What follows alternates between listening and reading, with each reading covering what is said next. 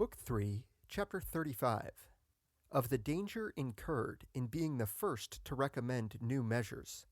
and that the more unusual the measures, the greater the danger. How perilous a thing it is to put one's self at the head of changes whereby many are affected, how difficult to guide and bring them to perfection, and, when perfected, to maintain them, were too wide and arduous a subject to be treated here.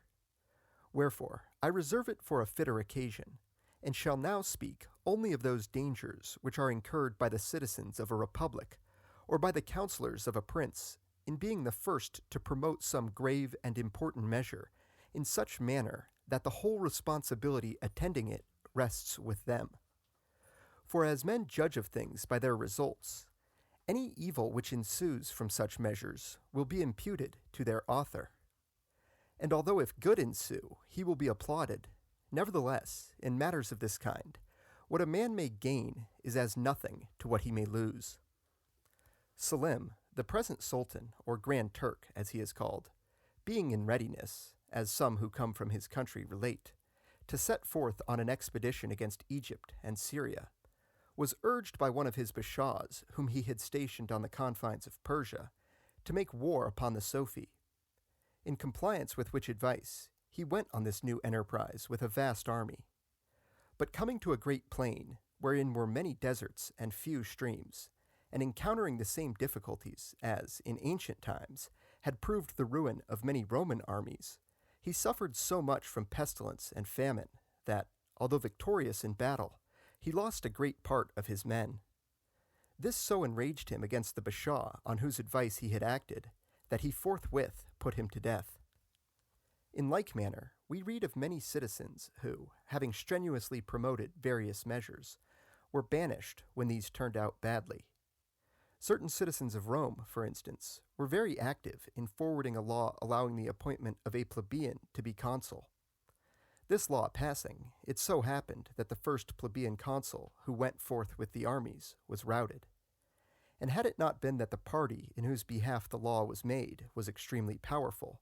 its promoters would have fared badly. It is plain, therefore, that the counsellors, whether of a republic or of a prince, stand in this dilemma, that if they do not conscientiously advise whatsoever they think advantageous for their city or prince, they fail in their duty, while if they do advise it, they risk their places and their lives,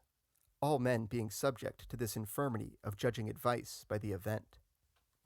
When I consider in what ways this reproach or this danger may best be escaped, I find no other remedy to recommend than that, in giving advice, you proceed discreetly, not identifying yourself in a special manner with the measure you would see carried out,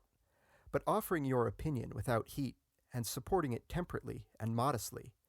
so that if the prince or city follow it, they shall do so of their own good will,